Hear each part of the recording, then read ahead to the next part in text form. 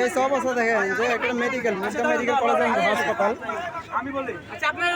মানুষের বিবেক চিন্তা করেন যে একটা মেডিকেল সেইখানে গেট তালা মারা রাখছে, মানে গন্ডগোল করতেছে, এখানে কোনো রুগী ঢুকতে দিব না। মানে ধরলাম একটা জায়গাতে গ্যাঞ্জাম হয়েছে, একজন মানে ডাক্তার ঢাকা মেডিকেলের ওখানে রুগীর লোকজন ডাক্তার মারছে শুনছি।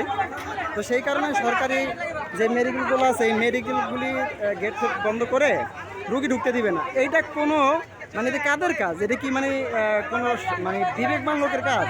আমার তো মনে হয় এগুলো এই যে এখনো পর্যন্ত হাসপাতালের ভিতরে যে সমস্ত আওয়ামী লীগের যে মানে পোকাগুলি আছে, কীট পতঙ্গ, এই আওয়ামী লীগের কীট পতঙ্গগুলির কাজ এগুলিরে দেখেন এখনো পর্যন্ত বাংলাদেশের বিভিন্ন সেক্টরগুলিরে মানে ক্লিন করা কতটুকু জরুরি, যে আওয়ামী লীগের বীজগুলি উপরে ফেলা কতটুকু জরুরি। এখন দেখেন যে এই ধরনের কোনো কাজ এটা আসলে কোনো সাধারণ বিবেকবান মানুষ এটা সমর্থন করতে পারে? যে মারছে একজন হয়তো বা 2-4 জন 10 জন লোক মিলে একজনকে মারছে, তো এইটার সাফারার কি মানে হাজার হাজার সাধারণ মানুষ রুগীর এরা হবে? এটা যাই হোক, এটার এই সমস্ত যে দুষ্কৃতিকারী আছে এদেরকে আসলে খুব দ্রুতই এদের বিরুদ্ধে ব্যবস্থা নেওয়া উচিত।